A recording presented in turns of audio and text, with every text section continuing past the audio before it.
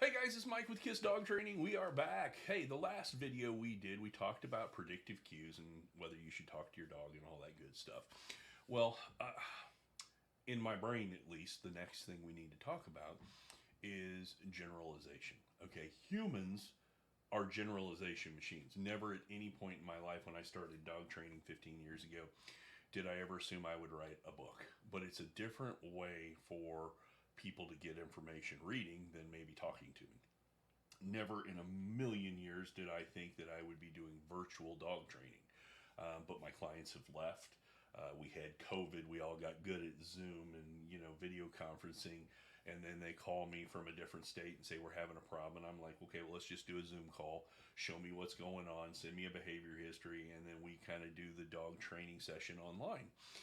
That goes for this video, the podcast, any of these different ways. Humans learn in multiple formats. Some people are visual learners, some people are auditory learners, some people want to learn by touching things. I would argue that dogs are the same way, but I think that humans do a way better job of generalization. We learned during COVID that we could all do work at the office, or we could do it sitting at home, or we could do it, numerous different ways. When you ask a human to generalize and take knowledge from here and try to do it over here in a different environment, it comes pretty natural to us. Now, my argument in this would be dogs are not good generalizers. I'm sure you've all had that situation where maybe you get a puppy in the wintertime and you teach the dog to play fetch in the house and you're doing great and it's wonderful. And all of a sudden, spring comes along and you take the dog out in the backyard and you have the exact same toy and you throw it and the dog turns around and looks at you like you're an idiot and goes, well, what do you want me to do? It's like they don't understand that the game of fetch that we played inside the house is the same game of fetch that we were playing or trying to play in the backyard. And I think when I talk generalization, another way to maybe wrap your head around this is to think about distraction. We talk about the 3Ds of dog training. We're going to start with duration, then we're going to add distance, and finally we're going to start adding some distraction. I think a lot of times when we want a dog to generalize, we're really wanting the dog to be better under distraction. Okay?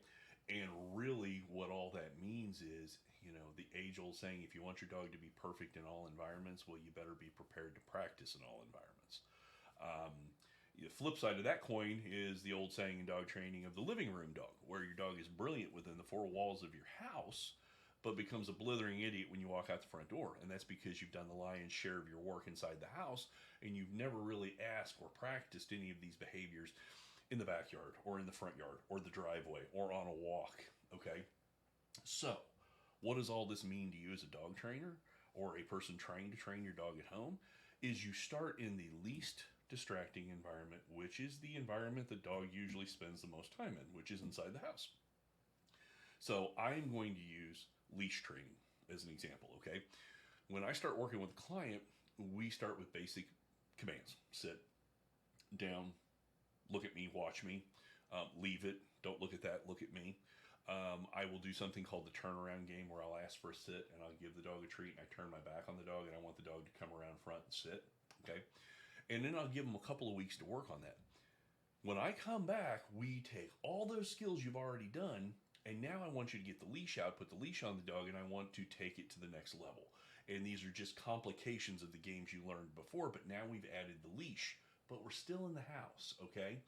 And we're going to get good at these games in the house on leash, because if your dog isn't brilliant on leash inside the house, why would you assume the dog would be brilliant in the backyard or the front yard? So we introduce the leash, we complicate the games. I give you another 2 weeks to practice. Then I'm going to work in the backyard and perfect those games. Except in the backyard, I may put the dog on a 15-foot training lead, and now the dog has a choice of walking away from me or paying attention to me, and they have, again, it's more of a choice type situation, but then I give you 2 weeks to work in the backyard. Okay, and sometimes people can do this faster than 2 weeks, but 2 weeks is a pretty typical time I want to put between sessions because life gets in the way and people are busy and I want you to practice and I don't want to add new stuff till you're ready. But once we got the backyard, now we'll move to the front yard and the driveway. And you can see how we're adding layers of distraction going from the house to the backyard. Well, actually, we go from the house to a leash to the backyard, long line, front yard, long line, and once we have the front yard and the driveway, now we start working on walking up and down the sidewalk in front of the house. Okay? And we can either use a long line or a short line at that point. But then after that, we might add having another dog in the picture, 2 or 3 driveways down, so that we can practice leave it and seeing more distraction. So while this conversation started off as generalization and dogs and what can they do, it really ends up a conversation of when you're mad at your dog and they're not doing what you're asking them to do, step back and ask yourself, have I ever practiced in this environment? Have I ever practiced in this particular situation? Or is this a brand new situation to the dog and that's why they're failing? It's not that usually they're stubborn or that they won't listen or they're dominant or anything else. It's they're overstimulated, they're distracted, and they don't know how to do the work in that environment. So, take away from all this, dogs don't generalize well. Keep that in mind. That will help you keep your brain in the training mode. Number 2 is that each different environment you add, sitting and laying down patiently at the city park at a park bench is a totally different thing than sitting at an outdoor restaurant, outdoor patio. That's going to be more distracting. Or maybe trying to sit down at a park bench in a dog park versus a regular park. So when I say dogs don't generalize, I think we just need to realize that we need to teach them in incremental little steps of distraction. And the more layers of distraction you add, the better they get at learning in different situations. But most people don't take that step first.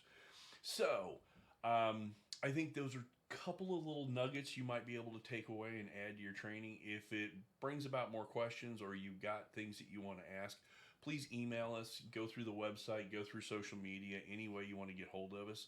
But the entire idea of these videos, these podcasts, however you're getting the information, is for folks to reach out to us and go, I don't understand why this doesn't work. And then we'll kind of cover different topics that way. So I appreciate you listening. Hopefully you learned something. It's Mike with KISS Dog Training. We'll see you next time. Thanks.